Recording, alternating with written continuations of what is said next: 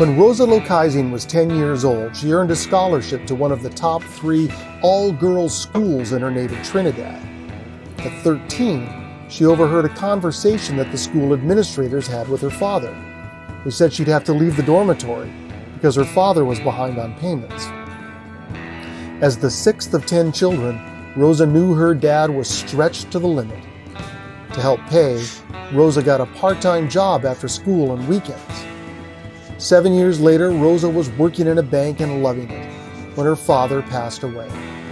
Overwhelming grief sent Rosa into a spiral that almost killed her. But a friend took her to a course that gave her life purpose again, and the skills she'd use the rest of her life. Hi, welcome to the Business Heroes, a show where I talk to business owners about their journeys. I'm Craig Colby, owner of Colby Vision, a storytelling company, and this right here is Rosa Lokaisingh.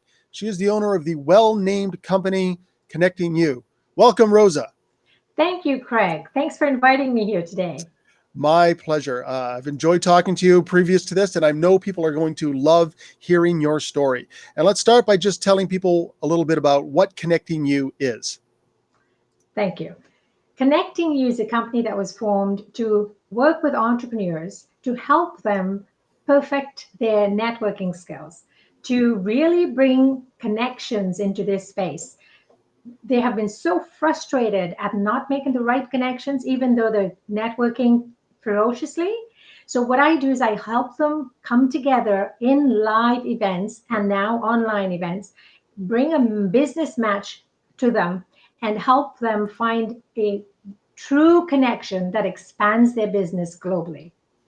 And this is something that has come to you quite naturally over the experiences throughout your life, as we are going to find out as we start telling the story. But as we saw in the opening pack, your story, actually your business story, starts very young, back in your native Trinidad, when you started working at 14.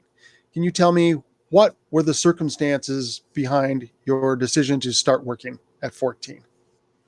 Well, actually, I was privileged to be in a high school, all girls school, one of the top 3 in Trinidad, and enjoying my school life. However, in dormitory, we had payments for fees. And one day I overheard the school principal talking with my dad when he simply asked for 2 weeks to catch up with the payments. And she said, "I'm so sorry, I can't do that. I'm going to have to let Rosa go." And my dad never knew that I heard that. The minute I heard that, I just felt so compassionate for what my dad was going through to put us all through school. I needed to work. I wanted to help. So I went out and I found a job in the nearby area, and I started working evenings and weekends. And what was the job? I actually started to work with Woolworth. It was the type of Walmart before Woolworth. That's how far back it was. And I was selling hamburgers, believe it or not, and loving it. So you worked throughout the rest of the school to help pay for your schooling. Yes, my last 3 years in school, I worked and I helped pay my fees in high school. And what happened after you graduated high school? Well, after I graduated, I started working right after the summer because I chose not to go back to graduation or not to go to higher level for university, just because I felt such a yearning to help my family financially. And I started working at 17 and a half in the city of Trinidad and Tobago in Port of Spain, and then moved back closer to home in San Fernando and found a job at the First National City Bank where I absolutely loved it. I spent 6 years there and became a supervisor at the age of 21.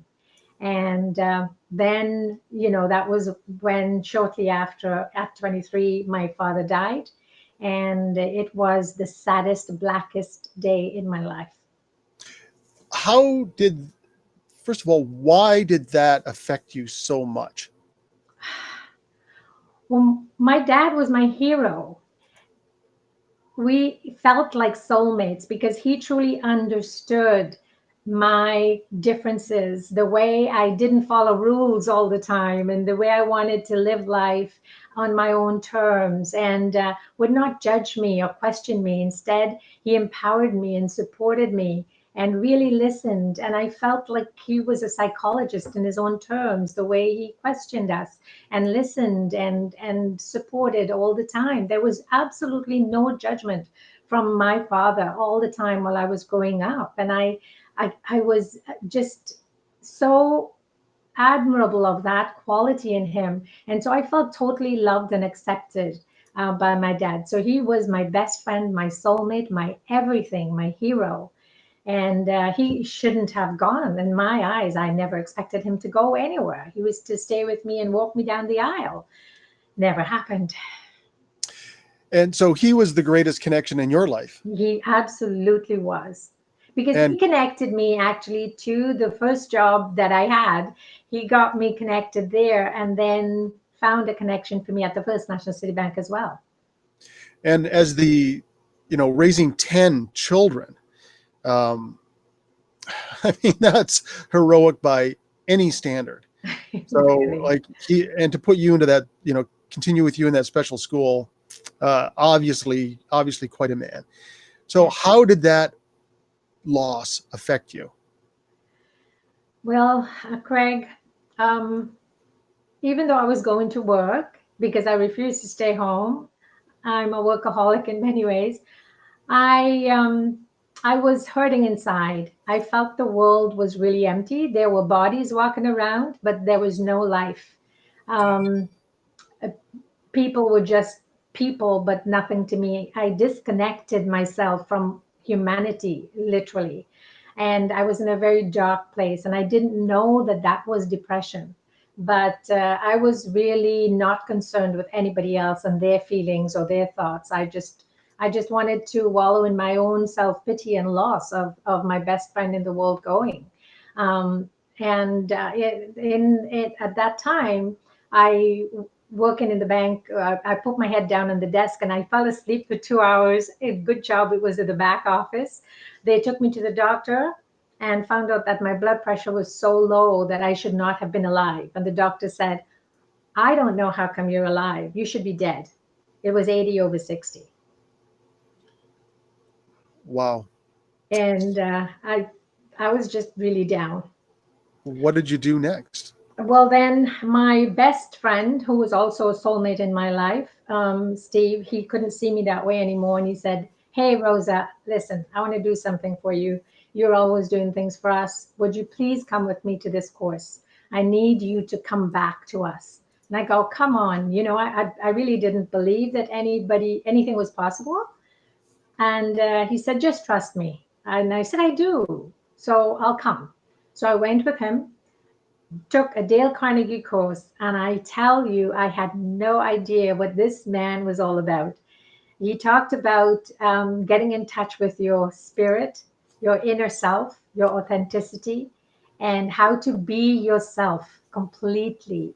And when I realized that I can bring myself back and connect to my soul, it was like what I call the creator, the God in each one of us pulled me back into a space that I could actually live again and have friends. And of course, my friendships were always there, and it just expanded like crazy and brought back my life. My friend Steve helped save my life. What do you think it was about that Dale Carnegie course that was so restorative to you? There were many, many factors. What he taught us was to come from honesty and sincerity at any given moment, and focus on the other person and forget about the troubles that we are going through, because everybody is going through their own set of issues in life. And if we can just reach out to one more person and for those few moments forget about ours, we would find that our troubles will wash away. And it was about rebuilding human relations. And that's exactly what I did, because I even won the prize for the most effective speech in human relations. And it happened so quickly. It was just a 3-month course. And that's what fascinated me, how quickly it took us from being self-centered and self-serving and feeling sorry for ourselves into the world at large, and understanding that we were a reflection of each person in the world. And my heart just opened big and took in the world, literally. So it was about effective human relations. He also taught us public speaking, and the confidence to speak in public didn't have anything to do with how many people were in the room or how we looked. It was about speaking from the heart, and it was about living from the heart. And that was the message that Dale Carnegie brought to the world. So it took you from the most disconnected you had ever been with the loss of your father to Yeah. restoring connections with other people. You felt part of the world and part of other people's lives again. Yes, yes, absolutely. Because I actually, I remember having a party a couple years before that at 21 years old. And they said, invite double the amount of people that you want. So I invited 75 people. So I knew I had the ability to connect, but I never expected that many people to show up. You wouldn't believe, I thought 35 people would show up. You wouldn't believe, Craig, how many showed up. Listen, just knowing you a little bit, I believe it completely. Well, 76 showed up. Somebody brought a friend. There was a plus one in Somebody there. brought a friend, and I go, "Who are you?" And I'm sure they became your new best friend Yes, right yes, after that. yes, So shortly after that, you left Trinidad, the warmth of Trinidad, for icy Canada. yes. Uh, why did you do that? Another day that was sad for me because I had no desire to come. But because of my father's death and how it happened so quickly, my family was concerned about my mom's health and wanted to be um, also responsible for taking care of her. And the elder ones in my family were already up here in Canada, and so we were coming from the younger lot, and they wanted us to join them and for my mom to get good health care in Canada with them. So they convinced her to come up, and because my mom agreed, then we all had to follow. Because there's no way, we're a very tight knit family, did not want to stay in Trinidad without my mom. So we all came up one after the other to Canada. In those years, in late 70s, 80s, we all kind of came up 1 year, 2 years later. And how did you find work? Oh, well, that was very interesting. Although a girlfriend told me it was not going to be easy, she went back home. She says, they're not going to hire you, Rosa. I don't know why you're going there. I go, okay. And she says, it's really cold. I came here and my experience is totally different. Yes, it was cold. And but I decided to go looking early because I didn't want to wait too long because I expected it would take me 2 or 3 months. But you wouldn't believe, I only took 2 weeks vacation when I came here and I started looking for work. And within those 2 weeks, I was working the next 2 weeks because I got offered 3 jobs. I had a problem that most people long to have. And then I had to figure out which one I should take. I ended up taking the one at the Bank of Nova Scotia at head office. And how did you find the work environment there and the work relationships? It was very challenging. It was strange. I would be walking up, getting into the elevator, and saying hello with a big smile on my face, because that's what we do in Trinidad. Say hello to the neighbors, the community, and nobody would respond. So I ended up looking at the buttons, the elevator buttons. Anyway, my team was amazing. We were like a little United Nations. So there was one from Nova Scotia, one from Newfoundland, one from China, Philippines, and so on.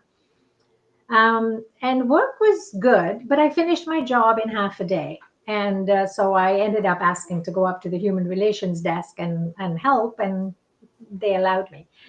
But the stress of the work in the office was all because we had a supervisor that was about 60 years old at the time, and we're in our late 20s.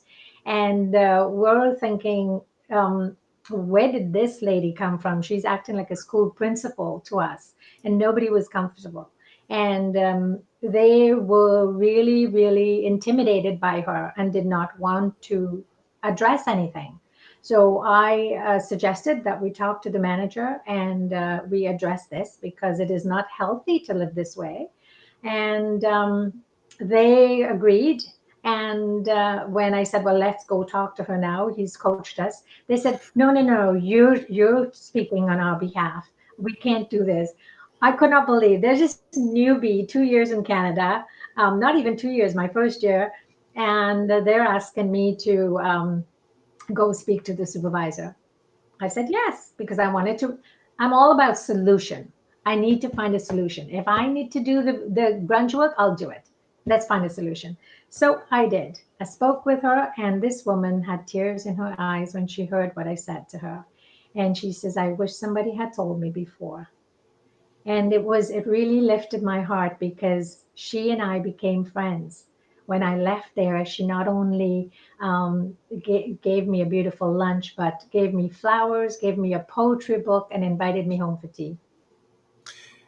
It's uh, it's often surprising how those conversations go that you presume are difficult with the people, Yes. and Yeah. you always have to try. I remember when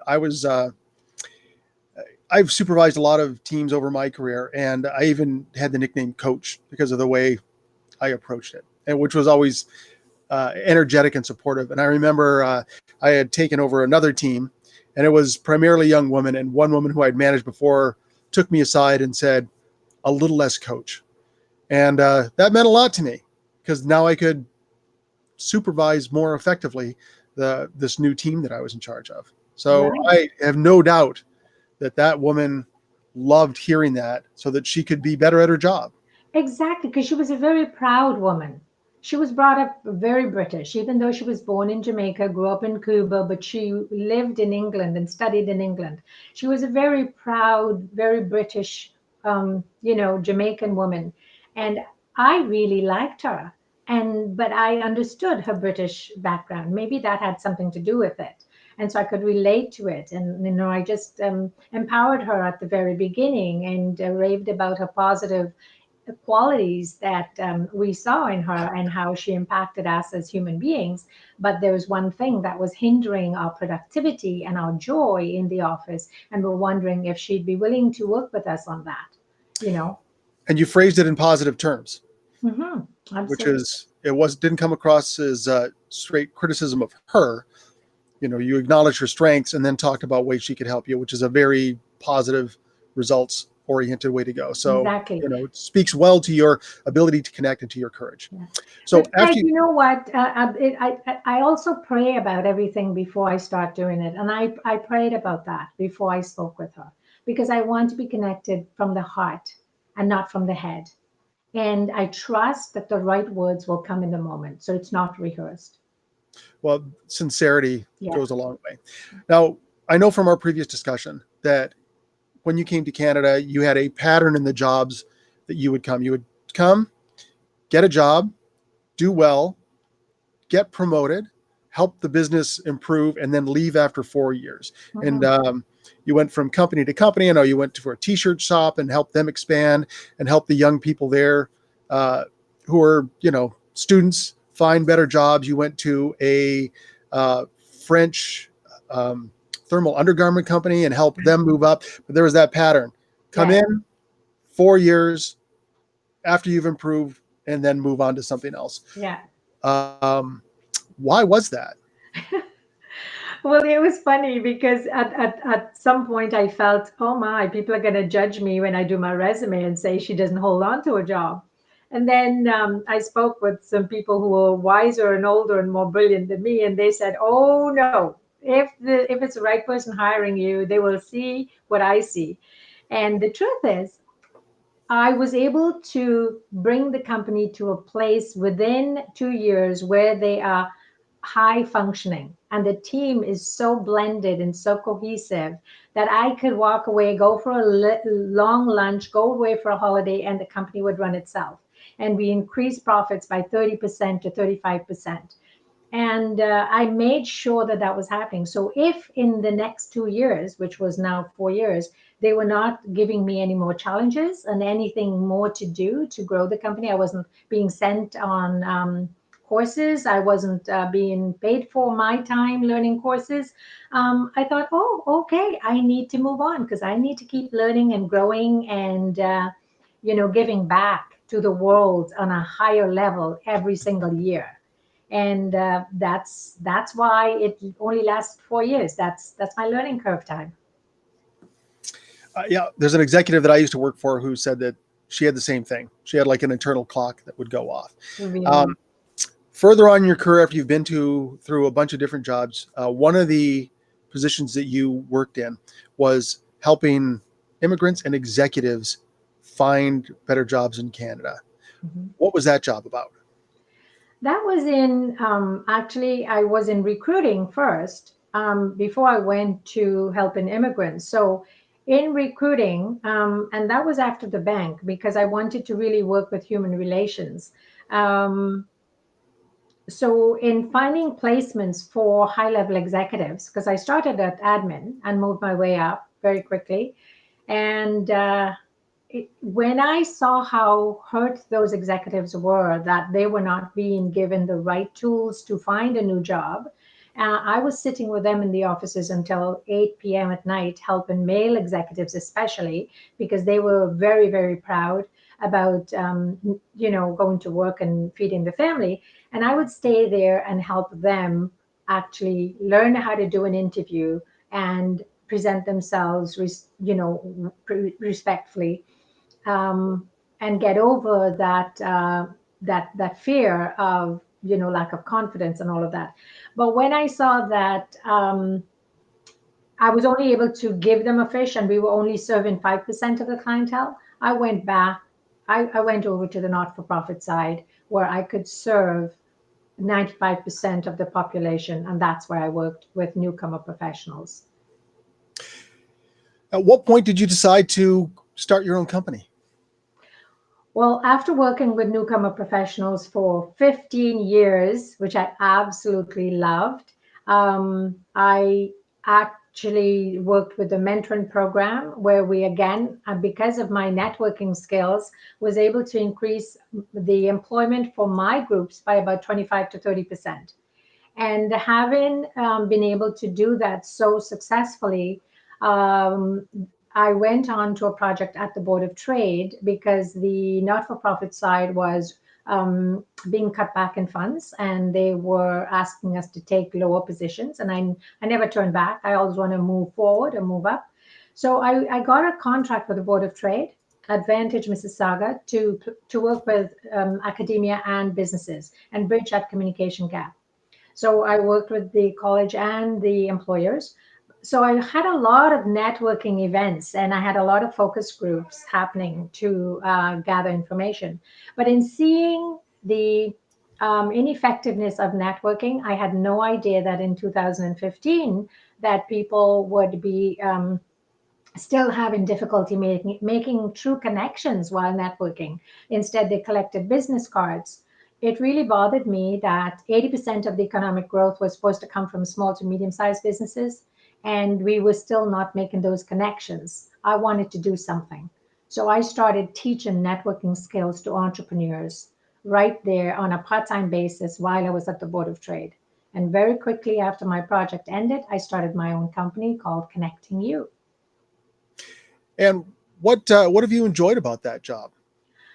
I absolutely love what I do because when I see the transformation from entrepreneurs who are brilliant and successful in many other ways, who really don't feel comfortable meeting new people and making that connection, um, when they transform that into feeling very much at ease with coming from their heart in a conversation and not looking for a sale, and they can actually engage with each other in workshops and make new partnerships, actually form business partnerships. So it's gone one step further than just making a connection. They're already forming partnerships at these events where they can both expand. it shows me that building a community is not as difficult as we make it out to be. And so what my thrust is in building strong, happy, heart-centered business communities so that our social communities can actually thrive. And what do you think the key is to making a good connection with another person? I really think that we need to get in touch with our own heart and have a connection with the other person's heart so that we get to know the inner voice of that person and not only the business need. Because as a human being, we have personal needs that need to be looked after long before we try to satisfy the business need. And if we could help another human being meet those personal needs, they will naturally come to trust, know, like, and trust us so that they would be inclined to do business with us later on. What do you like best about the job? I like that I meet so many interesting people, and understanding what makes people tick really intrigues me. For me, the biggest fascination in life, Craig, is understanding human behavior and what motivates us. And so I also have a tool called the motivational map that helps us identify the three motivators and the biggest demotivator. Because when we know what motivates us, it's we can now embrace each other in a much more humane way without judgment. And so instead of judging that Craig is different to Rosa, we now go, oh, I understand why he operates that way. And it becomes a much more inclusive society. So every time I meet a human being, I feel I just included another person in the circle of life. Well, you have a wonderful story, Rosa, that speaks well of your humanity. And it seems so natural that your lowest point was when you lost connections, and you got your life back when you learned to reconnect people. And throughout your career, it was about connecting with yourself and your own needs and growth. And it all came back to what you love most, which is connecting with other people. Yes, truly, truly. It makes the world go round. I could not agree more. Yeah, I believe that the more connected we are, the more humane we can be. And our children and our children's children can carry that on because they see it in action. What's the best way for people to get a hold of you, Rosa? Well, actually, they can reach me on Facebook at Connecting You Today. I'm on there a lot and through Messenger or Facebook, and also through my website, connectingyou.ca, or by email, rosa@connectingyou.ca. Rosa, thank you so much for your time today. I have really enjoyed speaking with you and hearing all about your wonderful life and adventures. And I look forward to further conversations with you. Thank you so much, Craig. You are an amazing interviewer. I love what you Well, do. I love it too. And the best part is hearing people's story and getting to know people like you. Thank you so much, Rosa. Thank you, Craig. Till next time. Yes. And this was The Business Heroes. Thank you for joining us today. The Business Heroes wants to hear your story. Contact me at craig@colbyvision.net. I guarantee your story will sound epic with this cool music underneath it. Colby Vision can help you find and share your story. Writing, video, we do it all. We can also show you how to do your own simple videos and teach you how to do interviews for a podcast. Thanks to Dave White for the editing, Tim Vesely for the music, and Kevin Francisco for the graphics. And thanks for watching The Business Heroes. We'll see you next time for another exciting adventure.